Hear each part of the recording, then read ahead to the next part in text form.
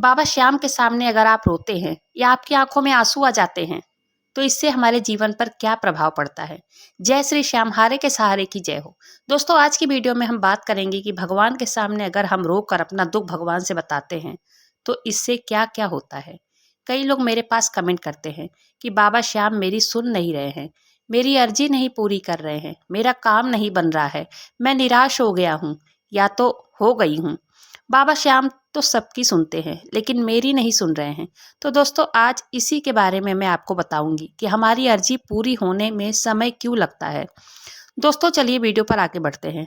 अगर आपको मेरी वीडियो पसंद आए तो वीडियो को लाइक कीजिएगा और मेरे चैनल मैजिक उपाय को सब्सक्राइब जरूर से कीजिएगा। दोस्तों, हमें जीवन में सिर्फ एक बात का हमेशा ध्यान रखना चाहिए, कभी भी हमें सबके सामने नहीं रोना चाहिए अगर हमें अपना दुख हल्का करना है। क्योंकि कई लोग होते हैं जो हर किसी को बताते हैं और हर किसी के सामने रोते हैं, तो हमें केवल 3 लोगों के सामने ही रोना चाहिए, जिससे देखो उसी के सामने रोगे तो वो आपका मजाक बनाएगा और आपके मुंह पर तो कहेगा कि हाँ, तुम्हारे साथ तो बहुत बुरा हो रहा है, लेकिन आपके पीठ पीछे जाकर अपने घर में खुश होगा, पूड़ियाँ बनाकर खाएगा। इसलिए कभी भी रोना हो तो मात्र 3 लोगों के सामने ही रोना चाहिए, क्योंकि ये 3 लोगों को अपने दुख को सुनकर वो खुद दुखी होते हैं। तो चलिए बात करते हैं इसी पे, वो कौन है 3 लोग। सबसे पहले अपनी माँ के सामने रोना चाहिए दोस्तों, क्योंकि माँ वो होती है जो दोस्तों कभी भी अपने बच्चों का बुरा नहीं चाहती है। उसका बस चले तो अपने बच्चे की तकदीर खुद अपने हाथों से लिखे। दूसरा है गुरु के सामने, क्योंकि गुरु के सामने अगर रोते हैं तो गुरु हर समस्या का समाधान हमें बताते हैं। और तीसरा है भगवान के सामने।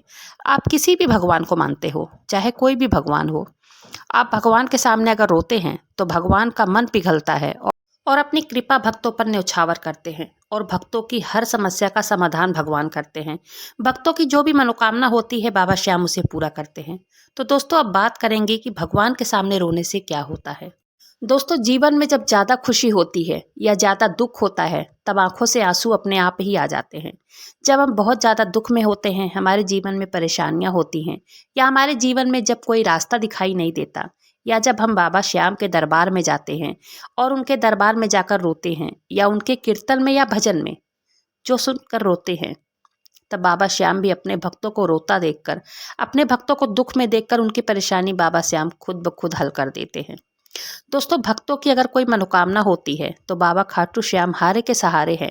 जो व्यक्ति अपने जीवन में हार जाता है तब बाबा श्याम हारे हुए का सहारा बनते हैं। तो दोस्तों, अब बात करते हैं कि हमारी अर्जी जल्दी पूरी क्यों नहीं होती।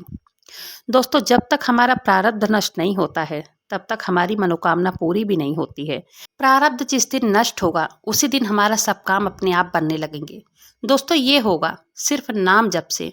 मैंने आपको हमेशा बताया है कि अपने प्रारब्ध को नष्ट करने का एकमात्र उपाय है नाम जप। नाम जप ही है जिसके हमारे पूर्व जन्म के पाप को नष्ट कर सकते हैं। पूर्व जन्म के जो हमारे पाप कर्म होते हैं उसी से हमारे जीवन में दुख भी आता है और सुख भी आता है। पांचों उंगली कभी बराबर नहीं होती है, रात होती है तो दिन भी निकलता है, सुबह भी आती है। तो दोस्तों, जब हमारे पाप कर्म नष्ट हो जाएंगे तो अपने आप सुख का सूरज खुद ब खुद दिखाई देने लगता है। जो कोई वहां जाता है बाबा श्याम के दरबार में, वो कुछ न कुछ लेके ही आता है दोस्तों, वो लेकर ही लौटता है। अगर आप वहां नहीं जा पा रहे हैं तो अपने आप घर में ही आप उनकी पूजा कीजिए, उनका नाम जप कीजिए। इतना ही करने से उनकी कृपा भक्तों को मिलने लगती है। बाबा श्याम पर दोस्तों विश्वास रखिए, विश्वास से बड़ा कुछ नहीं है। अगर आप विश्वास कर लिए तो विश्वास ही, कहते नहीं है कि विश्वास ही सब कुछ है। ये कलयुग है दोस्तों, यहाँ विश्वास से बड़ा कुछ नहीं है। भगवान को खाली विश्वास से जीता जा सकता है, दिखावा करके नहीं जीता जा सकता। अगर भगवान को आप कितना भी मिठाइयाँ चढ़ा रहे हैं, प्रसाद चढ़ा रहे हैं, भोग लगा रहे हैं, दिया बत्ती कर रहे हैं, कुछ भी कर रहे हैं, आप खाली विश्वास के साथ, मन के साथ, श्रद्धा भाव के साथ एक बार बस उनका नाम लीजिए, इतना ही काफ़ी है। इससे ज़्यादा कुछ करने की जरूरत ही नहीं है। बाबा श्याम के तो चमत्कार हर आए दिन कई भक्तों के साथ होते हैं। बाबा श्याम पल पल चमत्कार करते हैं। दोस्तों, कई सारी चमत्कार की कहानियां भी मैंने आप सबके साथ शेयर की है। जब बाबा श्याम और भक्तों के साथ चमत्कार कर रहे हैं तो हमारे और आपके साथ क्यों नहीं? क्या वो लोग कोई नई पूजा करना जानते हैं या कोई नया मंत्र जानते हैं? अगर मैं अपना अनुभव बताऊं तो मेरा तो कहना यही है कि उन लोगों का बस विश्वास होता है बाबा श्याम पर। उनका विश्वास नहीं डगमगाता है। बाबा श्याम के नज़र में हम सब भक्त एक बराबर हैं, उन्हीं के बच्चे हैं हम सब। तो निराश मत होइए, बस उन पर विश्वास रखिए। बाबा श्याम की कृपा सभी भक्तों पर एक बराबर से बरसती है। तो चलिए, उम्मीद करती हूँ वीडियो पसंद आई होगी। अगर वीडियो पसंद आई हो तो वीडियो को लाइक करें और मेरे चैनल मैजिक उपाय को सब्सक्राइब जरूर से करें। मिलते हैं फिर ऐसी किसी वीडियो में, तब तक के लिए बाबा श्याम नाम का जयकारा जरूर से लगा दीजिएगा। मिलते हैं फिर ऐसी किसी वीडियो में, तब तक के लिए जय श्री श्याम, हारे के सहारे की जय हो।